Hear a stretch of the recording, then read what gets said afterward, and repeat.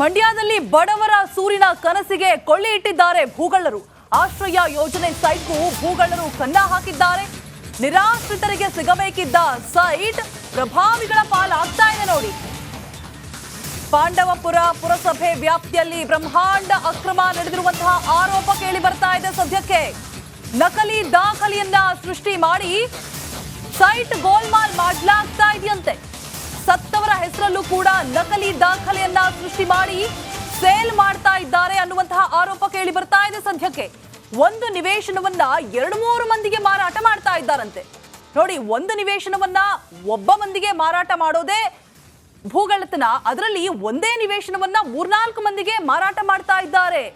ಎಲ್ಲಿದೆ ನಂಬಿಕೆ ಅನ್ನೋ ಪದಕ್ಕೆ ಅರ್ಥ? ದಂಧೆಕೋರರ ಕರಾಮತ್ತಿಗೆ ಶಾಸಕರೇ ಕಂಗಾಲಾಗಿದ್ದಾರಂತೆ. ಅಕ್ರಮವನ್ನ ಕೇಳಿ ಶಾಸಕ ದರ್ಶನ್ ಪುಟ್ಟಣ್ಣಯ್ಯ ಶಾಕ್ ಆಗಿದ್ದಾರೆ. ಅಕ್ರಮ ತನಿಖೆಗೆ ಗೃಹ ಸಚಿವರಿಗೆ ಶಾಸಕರು ಪತ್ರವನ್ನು ಕೂಡ ಬರೆದಿದ್ದಾರಂತೆ.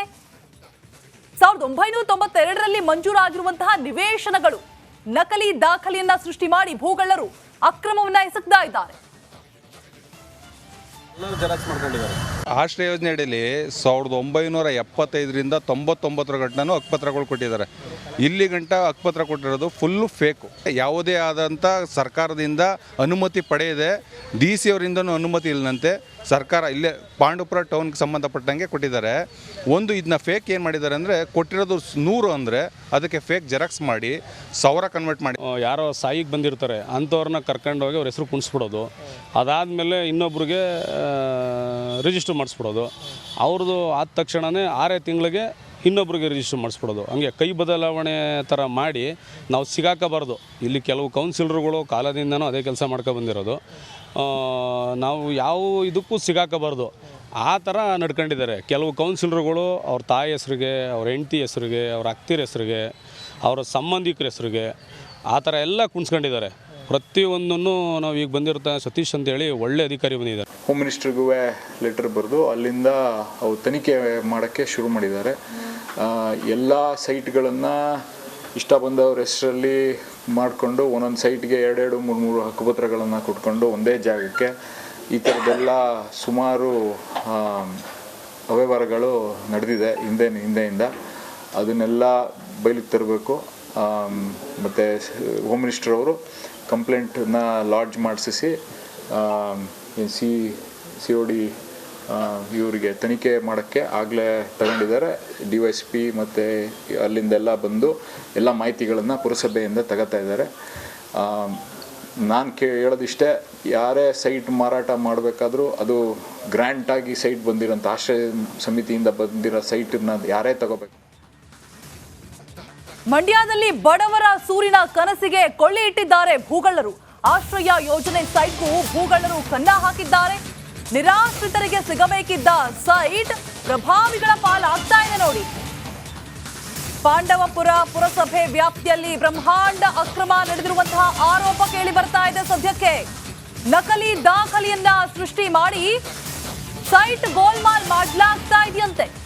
ಸತ್ತವರ ಹೆಸರಲ್ಲೂ ಕೂಡ ನಕಲಿ ದಾಖಲೆಯನ್ನ ಸೃಷ್ಟಿ ಮಾಡಿ ಸೇಲ್ ಮಾಡ್ತಾ ಇದ್ದಾರೆ ಅನ್ನುವಂತಹ ಆರೋಪ ಕೇಳಿ ಬರ್ತಾ ಇದೆ. ಸದ್ಯಕ್ಕೆ ಒಂದು ನಿವೇಶನವನ್ನ 2-3 ಮಂದಿಗೆ ಮಾರಾಟ ಮಾಡ್ತಾ ಇದ್ದಾರಂತೆ ನೋಡಿ. ಒಂದು ನಿವೇಶನವನ್ನ ಒಬ್ಬ ಮಂದಿಗೆ ಮಾರಾಟ ಮಾಡೋದೇ ಭೂಗಳ್ಳತನ. ಅದರಲ್ಲಿ ಒಂದೇ ನಿವೇಶನವನ್ನ 3-4 ಮಂದಿಗೆ ಮಾರಾಟ ಮಾಡ್ತಾ ಇದ್ದಾರೆ. ಎಲ್ಲಿದೆ ನಂಬಿಕೆ ಅನ್ನೋ ಪದಕ್ಕೆ ಅರ್ಥ? ದಂಧೆಕೋರರ ಕರಾಮತ್ತಿಗೆ ಶಾಸಕರೇ ಕಂಗಾಲಾಗಿದ್ದಾರಂತೆ. ಅಕ್ರಮವನ್ನ ಕೇಳಿ ಶಾಸಕ ದರ್ಶನ್ ಪುಟ್ಟಣ್ಣಯ್ಯ ಶಾಕ್ ಆಗಿದ್ದಾರೆ. ಅಕ್ರಮ ತನಿಖೆಗೆ ಗೃಹ ಸಚಿವರಿಗೆ ಶಾಸಕರು ಪತ್ರವನ್ನು ಕೂಡ ಬರೆದಿದ್ದಾರಂತೆ. 1992ರಲ್ಲಿ ಮಂಜೂರಾಗಿರುವಂತಹ ನಿವೇಶನಗಳು ನಕಲಿ ದಾಖಲೆಯನ್ನ ಸೃಷ್ಟಿ ಮಾಡಿ ಭೂಗಳ್ಳರು ಅಕ್ರಮವನ್ನ ಎಸಗ್ತಾ ಇದ್ದಾರೆ. ಆಶ್ರಯ ಯೋಜನೆ ಅಡಿಯಲ್ಲಿ 1975ರಿಂದ 99 ಗಂಟನೂ ಹಕ್ಕುಪತ್ರಗಳು ಕೊಟ್ಟಿದ್ದಾರೆ. ಇಲ್ಲಿ ಗಂಟ ಹಕ್ಕುಪತ್ರ ಕೊಟ್ಟಿರೋದು ಫುಲ್ಲು ಫೇಕು. ಯಾವುದೇ ಆದಂಥ ಸರ್ಕಾರದಿಂದ ಅನುಮತಿ ಪಡೆಯದೆ DC ಅವರಿಂದನೂ ಅನುಮತಿ ಇಲ್ಲದಂತೆ ಸರ್ಕಾರ ಇಲ್ಲೇ ಪಾಂಡವಪುರ ಟೌನ್ಗೆ ಸಂಬಂಧಪಟ್ಟಂಗೆ ಕೊಟ್ಟಿದ್ದಾರೆ. ಇದನ್ನ ಫೇಕ್ ಏನು ಮಾಡಿದ್ದಾರೆ ಅಂದರೆ, ಕೊಟ್ಟಿರೋದು 100 ಅಂದರೆ ಅದಕ್ಕೆ ಫೇಕ್ ಜೆರಾಕ್ಸ್ ಮಾಡಿ 1000 ಕನ್ವರ್ಟ್ ಮಾಡಿ ಯಾರೋ ಸಾಯಿಗೆ ಬಂದಿರ್ತಾರೆ ಅಂಥವ್ರನ್ನ ಕರ್ಕೊಂಡೋಗಿ ಅವ್ರ ಹೆಸರು ಕುಣಿಸ್ಬಿಡೋದು. ಅದಾದಮೇಲೆ ಇನ್ನೊಬ್ರಿಗೆ ರಿಜಿಸ್ಟರ್ ಮಾಡಿಸ್ಬಿಡೋದು. ಅವ್ರದ್ದು ಆದ ತಕ್ಷಣವೇ 6 ತಿಂಗಳಿಗೆ ಇನ್ನೊಬ್ರಿಗೆ ರಿಜಿಸ್ಟರ್ ಮಾಡಿಸ್ಬಿಡೋದು. ಹಂಗೆ ಕೈ ಬದಲಾವಣೆ ಥರ ಮಾಡಿ ನಾವು ಸಿಗಾಕಬಾರ್ದು. ಇಲ್ಲಿ ಕೆಲವು ಕೌನ್ಸಿಲರ್ಗಳು ಕಾಲದಿಂದನೂ ಅದೇ ಕೆಲಸ ಬಂದಿರೋದು. ನಾವು ಯಾವ ಇದಕ್ಕೂ ಸಿಗಾಕಬಾರ್ದು ಆ ಥರ ನಡ್ಕೊಂಡಿದ್ದಾರೆ. ಕೆಲವು ಕೌನ್ಸಿಲರ್ಗಳು ಅವ್ರ ತಾಯಿ ಹೆಸ್ರಿಗೆ, ಅವ್ರ ಹೆಂಡತಿ ಹೆಸ್ರಿಗೆ, ಅವ್ರ ಅತ್ತಿರ ಹೆಸ್ರಿಗೆ, ಅವರ ಸಂಬಂಧಿಕರ ಹೆಸ್ರಿಗೆ ಆ ಥರ ಎಲ್ಲ ಕುಣಿಸ್ಕೊಂಡಿದ್ದಾರೆ. ಪ್ರತಿಯೊಂದನ್ನು ನಾವು ಈಗ ಬಂದಿರ್ತಾ ಸತೀಶ್ ಅಂತೇಳಿ ಒಳ್ಳೆ ಅಧಿಕಾರಿ ಬಂದಿದ್ದಾರೆ. ಹೋಮ್ ಮಿನಿಸ್ಟ್ರಿಗೂ ಲೆಟರ್ ಬರೆದು ಅಲ್ಲಿಂದ ಅವ್ರು ತನಿಖೆ ಮಾಡೋಕ್ಕೆ ಶುರು ಮಾಡಿದ್ದಾರೆ. ಎಲ್ಲ ಸೈಟ್ಗಳನ್ನು ಇಷ್ಟ ಬಂದವ್ರ ಹೆಸರಲ್ಲಿ ಮಾಡಿಕೊಂಡು ಒಂದೊಂದು ಸೈಟ್ಗೆ 2-3 ಹಕ್ಕುಪತ್ರಗಳನ್ನು ಕೊಟ್ಕೊಂಡು ಒಂದೇ ಜಾಗಕ್ಕೆ ಈ ಥರದ್ದೆಲ್ಲ ಸುಮಾರು ಅವ್ಯವಹಾರಗಳು ನಡೆದಿದೆ ಹಿಂದೆಯಿಂದ. ಅದನ್ನೆಲ್ಲ ಬಯಲಿಗೆ ತರಬೇಕು. ಮತ್ತು ಹೋಮ್ ಮಿನಿಸ್ಟರ್ ಅವರು ಕಂಪ್ಲೇಂಟನ್ನ ಲಾಡ್ಜ್ ಮಾಡಿಸಿ COD ಇವರಿಗೆ ತನಿಖೆ ಮಾಡೋಕ್ಕೆ ಆಗಲೇ ತಗೊಂಡಿದ್ದಾರೆ. DYSP ಮತ್ತು ಅಲ್ಲಿಂದೆಲ್ಲ ಬಂದು ಎಲ್ಲ ಮಾಹಿತಿಗಳನ್ನು ಪುರಸಭೆಯಿಂದ ತಗೋತಾ ಇದ್ದಾರೆ. ನಾನು ಹೇಳೋದಿಷ್ಟೇ, ಯಾರೇ ಸೈಟ್ ಮಾರಾಟ ಮಾಡಬೇಕಾದ್ರೂ ಅದು ಗ್ರ್ಯಾಂಟಾಗಿ ಸೈಟ್ ಬಂದಿರೋಂಥ ಆಶ್ರಯ ಸಮಿತಿಯಿಂದ ಬಂದಿರೋ ಸೈಟನ್ನು ಯಾರೇ ತಗೋಬೇಕು. ಬೈ ಎಲೆಕ್ಷನ್ ಕಾವು ಈಗಷ್ಟೇ ತಣ್ಣಗಾಗಿದೆ. ಆದರೆ ಚನ್ನಪಟ್ಟಣದಲ್ಲಿ ಫಲಿತಾಂಶಕ್ಕೂ ಮೊದಲೇ ಸೈನಿಕ ಶಸ್ತ್ರ ತ್ಯಾಗ ಮಾಡಿದ್ದಾರೆ. ಯೋಗೇಶ್ವರ್ ಅದ್ಯಾಕೋ ಸೋಲಿನ ಮಾತನಾಡಿದ್ದಾರೆ. ಯಾಕೆ ಅಂತ ಹೇಳ್ತೀವಿ, ಕೇಳಿ.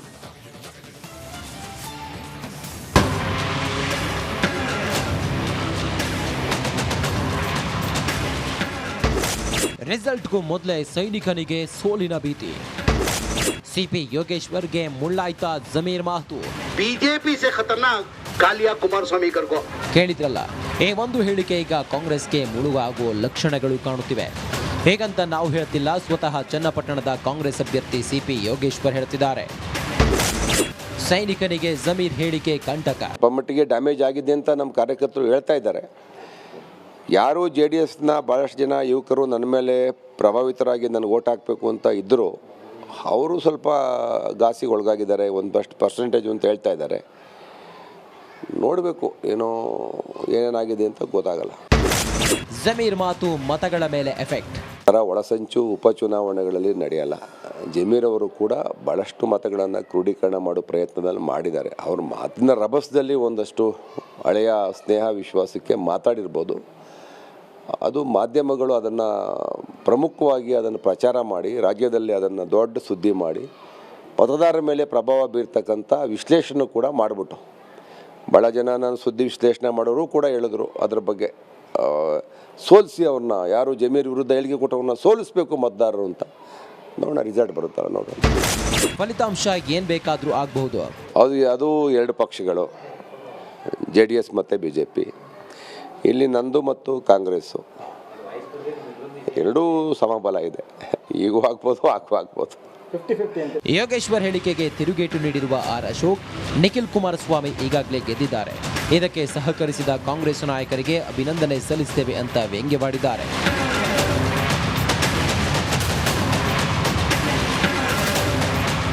ಏನೇನಿದ್ರು ಈ 23ಕ್ಕೆ ಯಾರ ಕೊರಳಿಗೆ ವಿಜಯ ಮಾಲೆ ಅನ್ನೋದು ಕಾಯಬೇಕಿದೆ.